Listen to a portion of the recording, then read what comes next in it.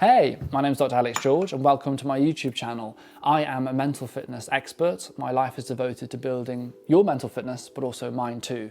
This video is all about what to do if you're feeling lost in your 20s. I felt really inspired to make this because when I thought back to my early 20s, I'd left school and thought, oh, I need to be an adult now, and then realised I have no idea what to do. How do you adult? So whether you're in your 20s, 30s or 40s, if you're experiencing that feeling of not knowing who I should be, where I should be going in my life, this video is going to be for you. I'm going to give you actionable tips to help ground you and help you understand how to navigate this journey. Before we start, if you're interested in mental fitness, do subscribe to the channel because I'm here to support you and help you. And I think there's so much that I can share from my expertise, my experience as being a doctor, as a writer, understanding and learning so much about this area. I think I can help you. Your 20s are often painted as the best years of your life. You hear people talking about that, like, go out there, make the most of it. It's amazing, you're young, you're free. But actually, when you're in your 20s, it doesn't feel like that a lot of the time.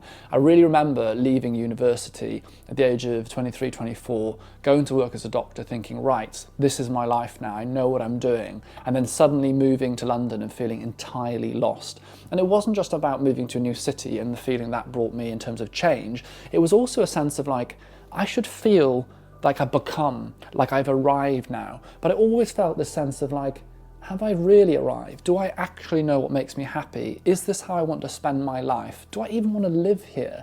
These are common things that people experience and think, and I think it's really helpful to learn how to navigate these experiences, because ultimately I think so much of navigating life is realizing that no one's got it figured out. We're all doing life for the first time, but there are things you can do that can help you feel grounded, that can help you deal with uncertainty, and make sure you do that all-important thing called enjoying the time that you have and being present along the way. I just want to take a moment to tell you about this. So this is the app Metal. It's an app that I built alongside with a team of experts that's designed to build your mental fitness. If we do things each day, small little actions, as we're going to talk about in this video, we can build mental fitness over time. And many of us, most of us probably have not learned how to meditate, how to use mind hacking techniques, how to, hone your mind, control your thoughts, build these habits within our lives that makes a difference within here.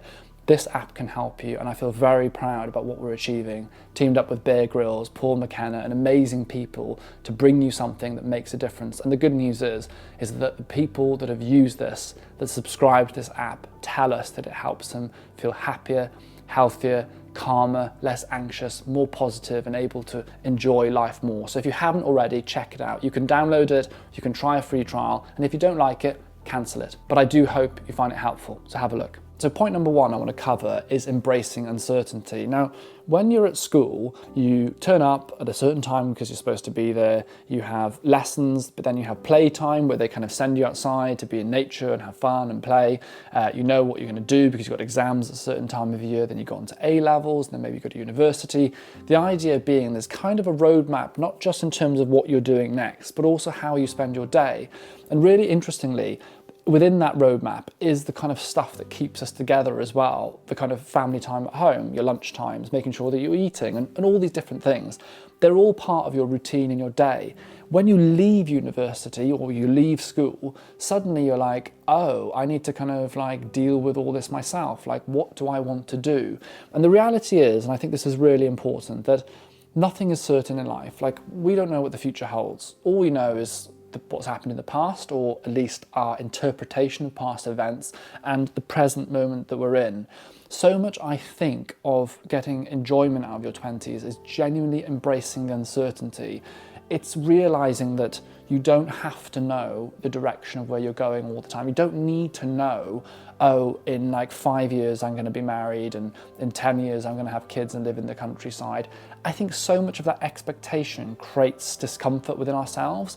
There's this kind of theory that's talked about called the expectation gap, and often we talk about with happiness. You might have heard Mo Gaudat talking about this idea. He's got an amazing podcast, has written a fantastic book on happiness.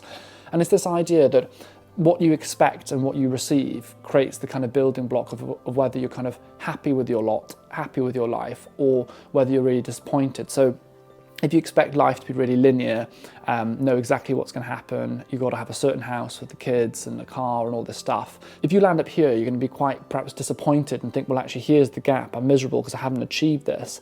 Whereas actually, if you kind of think about what really matters to you and the things that actually are important to you and your happiness, perhaps your level will be here and you realize this stuff isn't as important as you thought. And all of a sudden, when you achieve that, or you land at around that point, you're happy. And I think there is something around uncertainty within that space as well. Sometimes we create these goals, these milestones that we need to hit, and that if we don't hit it at those times, that feels like we've failed. You know, people talk about it a lot when you turn 30. So if you're in your 20s watching this, people talk about this idea of turning 30, that you kind of go and get this milestone anxiety, if you've heard of that. So have I hit my milestones? Have I got a family? Have I got children? Am I where I should be in my career? What does it matter? Honestly, what does it matter? The important thing for me each day is, do I each day get up and feel a sense of general purpose? Do I feel like I belong in the world? Do I feel like I get to have a bit of fun along the way? That is what really matters, certainly to me. So a piece of advice I'd like to share as someone that's 33 to a 20-year-old is this. Rather than thinking I need to achieve this destination, or going, I need to know exactly where I'm going to be in, say, 5 years' time, pick your north, south, east, or west. So rather than going like, I need to be this level within this company, living in this place, why not say, well, I'm kind of interested in this sector of work. I'm interested in living, in this kind of place, and I'm open-minded to trying this. And all of a sudden, rather than trying to be specific about your coordinates, you're heading in the direction of north, south, east, and west. And those directions should represent your values. So what do you enjoy doing? Do you want a job that's with lots of people around you? Do you want to live in a place that's busy and built up, or do you want to have more nature around you? These are questions that only you know the answer to. And if your general direction represents some or most of those values, you'll probably end up in the right place. Ultimately, by embracing uncertainty and moving in the general direction, I honestly think you'll be happier for it. Number 2, and this is so important, please don't compare your journey. So in your 20s, I think because you come out of school and suddenly you're thinking about your direction and what you're doing and there's uncertainty, the natural thing you do is you look around, you look at like people that you went to school with or similar age of you, but also you're looking ahead as well and going like, what are people achieving that maybe in the late 20s or early 30s? And you have this awful thing that happens called comparison. And the fundamental problem with this is that we're not comparing like for like. Now, a lot of us have thought about this, and you hear people saying, social media is a highlight reel, don't compare to other people. The problem is that to be human is to have a tendency to compare. I think as a human being, we do compare to other people, and it's not just people thinking about their body image that are like 20-year-olds or 15 or 18-year-olds comparing their body image to other people. It's about adults comparing their lives. There was a psychiatrist actually that told me recently that they find it hard because when you look online, there's other consultant psychiatrists and you're comparing to what they're doing and how many talks they're doing or how many papers they're writing. So it's not just about people comparing whether their haircut's nice, right? So one of the things I would say that is really important is that as you go through your 20s, just really check in on yourself when you're starting to compare. When you look on social media, for example, you're seeing people's highlight reels. You are naturally going to compare your real life experience, but probably your low parts, to their high parts. You're not seeing everything. And I'm someone, right, as a creator, I'm telling you this, I do my best to share as much as I can of the highs and lows, but even then, there's so much stuff you're not seeing. And that's fine, and that's right, because I have a private life, this stuff I don't always want to talk about when I'm feeling really low, this stuff that I keep to myself, right? So even if you compare to a page like mine, which I think personally does share quite a lot of lows, you're still not seeing the full picture. So instead, what's much better to do, rather than comparing to others, have a look, where you are right now, and look backwards and think, how far have I come? What have I learned from my experiences? When I have failed in the past or things have gone wrong, how has that changed me as a person? How has that made me perhaps into a better person? And what you realise is that your life isn't linear. There's ups and downs, but even in the downs and difficult times, you've learned something. I've had experiences where I've failed at things. I've tried, a business idea that's failed, or I've failed an exam. I failed to get into to med school the first time round. And at the time, those things feel really awful and they really feel like the end of the world. But they do actually make you a better person and they make you a stronger person. So focusing on growth in your 20s, growth of yourself, not comparing to others, is a much healthier way of doing it.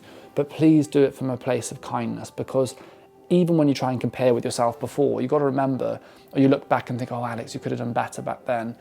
You were doing the best of what you knew at that time. And also, we've got to be compassionate to ourselves. You're not a robot.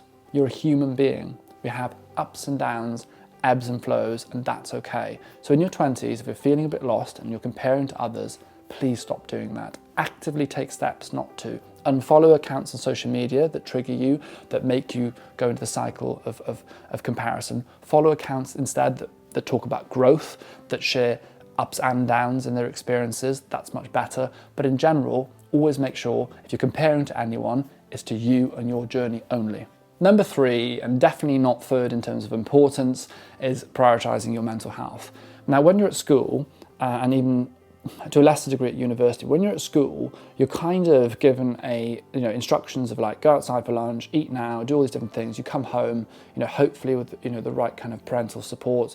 You've had your dinners. They encourage you to get outside and play and see your friends and so on. What happens when you kind of leave schools? All of these things and all these responsibilities fall on yourself. And when you're working and you're in your 20s, perhaps you're trying to get into your career, you're also trying to navigate friendships and things. What often happens is that things like our mental health, things like the important things that we do each day to look after ourselves, falls to the bottom. And all of a sudden we put like career, friendships, relationships at the top, with the kind of sacrifice or detriment of our own mental health. Like when I think about what happened in my 20s, when I went to university, partly it was because of a lot of alcohol and kind of booze culture around med school, but also, to be honest, just generally my own approach. I focused on studying really hard, and when I became a doctor, working really hard, but I just lost this kind of value or care about looking after my mental health. But honestly, if you're going to build mental fitness, you're going to benefit in every part of your life. I often think of it this way: there is no part of your life that doesn't benefit when you work on your mental fitness. In the same way that if your mental health is in a bad place, there's no part of your life that isn't going to suffer from that. When you're able to build and work on your mental fitness, everything improves. So the reason I think this is really important in the sense of uncertainty and feeling lost in your 20s is that the more resilient that you are, the better your mental fitness, the more you can cope with change, with uncertainty, with dealing with challenges that inevitably come our way. And you can do it with grace, you can do it with more enjoyment of the experiences and an ability to kind of jump over those hurdles. So don't let your mental fitness be sacrificed in your 20s. Build a mental fitness and it will benefit you through your 30s, 40s and 50s. So you might say, but Alex, I've got it all together and I'm juggling all the balls, I've got so much energy, I'm going out and socializing, doing these things. But honestly, and I've been there, you never know when something might happen, it really knocks you back, or you experience this thing called burnout, where at the moment you're juggling all these balls and you're kind of fine, but eventually you're unable to keep juggling at the same pace and the balls start dropping, and all of a sudden you don't have that reserve there to kind of keep you going through that difficult time or that thing that happens. So it really is about building that skill set, developing that skill of knowing how to look after your mental fitness so that both in the good times and the difficult times you can prosper as well. So you're probably wondering, well, okay, this is great, but what do you do then in terms of mental fitness? So my fourth point I want to cover is around the mental fitness toolkit. Now, if you think about it this way, each person will have their own kind of toolkit of things that they use. Some things in their toolkit will be helpful, they believe they're helpful things to do and they are helpful. Some things will be things that we think are helpful but are unhelpful. A good example is like, I used to struggle quite a lot with this, that if I was really stressed, I'd either not eat at all, or often what would happen is that I'd then kind of binge eat. I'd eat loads of comfort food because I think I feel a lot better. What's happening there from a science perspective is that we know, say, through chocolates and fast food, we're getting big hits of dopamine, our reward hormone, making us feel really good. But actually what's really happening is we're getting an up and a crash, so we feel rubbish afterwards. And of course, we're filling our bodies full of stuff that isn't really good for us and actually isn't going to support good mental fitness in the long term. So the first thing to do is to look at your mental fitness toolkit. What do I do in the good times? What do I do in the difficult times? And what things are helpful or unhelpful? You know, this video is not about sobriety necessarily, but for example, if you're someone that's really stressed that then tends to drink a lot, it's recognizing, is that actually helpful towards my mental fitness or not? Then once you've created an itinerary, and I would do this on paper, I would write down mental fitness toolkit, things that help, things that don't help. Be honest and put things in those categories. What we first want to do, before you start chucking in loads of stuff that's going to build your mental fitness, it's either removing or moderating the things in there that is not helpful for your mental fitness. A good example could be friendships. Look at your friendships. Do you have people in your 20s around you that build you up, that make you feel grounded, that motivate you, that are kind to you? Or do you have friends that are envious of you when you do well, or they're not there to help you when you're in a difficult time? That's part of your mental fitness toolkit as well. Think about who you surround yourselves with. That is actually really important and could be a topic of its own. Let's talk about the things that you can bring in that have got bang for the buck, that are science-backed to make a difference. Number one, routine. Creating routine is really helpful for looking after your mental fitness. Even on its own, we are creatures of habit. So doing things in a similar way each day, if they are beneficial and good for us over a period of time, will help our mental health. But it also gives us a structure to attach positive things to, and that's called habit stacking. So for example, what you could do in the morning is if you got up at the same time each day, let's say 6 o'clock in the morning, get out of bed, you go and have a cold shower. A tip, I would have a warm shower and turn it cold for 30 seconds at the end. You'll get a nice hit of endorphins. So you're getting up at the same time, you're going for the shower, get out the shower and brush your teeth. When you're brushing your teeth, you could name 3 things that you're grateful for in your day. That immediately grounds your brain. It takes you out of the negative headspace or the worrying headspace of the day ahead to reminding yourself of all the positive things you have in your life. Then after that, you can grab a cup of coffee perhaps and head outside for a walk. Even a 15-minute walk each day has been shown to improve your brain health. Even if you just incorporated that routine each day into your life, you would notice a benefit to your mental fitness, because the way this works is all about compound interest. So, for example, let's look at sleep. If you have a good sleep routine, you go to bed at a similar time each night, you're careful the hour before not to be scrolling on Instagram and doing these different things, and you sleep well that night, that will mean the next day you wake up with energy at 6 in the morning. You'll get into the shower feeling a bit more positive. You'll have your cold shower, which compounds the dopamine effects in your brain, and you'll brush your teeth and have the positive affirmations. What happens is you get this positive knock-on effect. So say one thing benefits you by about 3 or 4%, that will knock on to the next, and there'll be a compound effect on the next 3 or 4%, and all of a sudden, all these little things will add up to a big change. I'm going to do specific videos around routine because there's so much more to cover and there's a lot of science around what you can do each day. But another big bang for your buck, I would say, is exercise. Exercise is a big one. If you can move each day, whether that's a good old walk, going for a run, doing some form of exercise, it improves your brain health, your physical health, your sense of confidence, and your mental fitness. Perhaps many would argue that exercise is one of the biggest things you can do to improve your mental health. I have written a book around mental fitness and it's called The Mind Manual. Many of you have read it already and the feedback I've had has been incredible. And the really amazing thing about that book for me is that I wrote that book and followed everything that I said, and it has changed my life.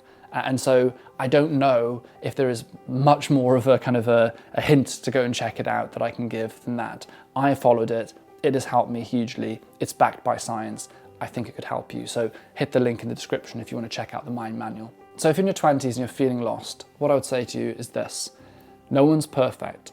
Everyone's doing life for the first time. We're all figuring it out. You know, you look at these people that lead countries, or you look at really important people that, you know, say in charge of a hospital, you know, or someone who's written loads of books, they've got it all together. Everyone is doing it for the first time. Take the pressure off yourself. You are exactly where you're meant to be right now, and that is okay. Honestly, you know, I've heard this said before, what's the purpose of life? What's the mission? Why are we here? And one of the best explanations that I've heard is this: we are here to enjoy the passing of time. And that is your role. That's what you're here for. So live with those values, have your values list, know what you care about and what you want to do with your life, very roughly, the rough, broad, north, south, east or west. Flow with it, understand that your values might change. You might find something new, better or different. Things might go right, things might go wrong. But looking after your mental fitness, looking after yourself, surrounding yourself with good people, and taking into account some of the things I've talked about in this video can all make a huge difference to your life. I hope this video has been useful and interesting. Please do subscribe if you haven't already, and leave in the comments some tips and advice you have. If you're in your late 20s, if you're in your 30s, in your 40s, and there's things that you found useful, things that you wish you knew back then, share in the comments. We're a community. Help each other. And do you know what? Some of the things you might share probably will help me too. Guys, thank you so much for joining me in this video. I'm going to see you in the next one very soon. Take care and goodbye.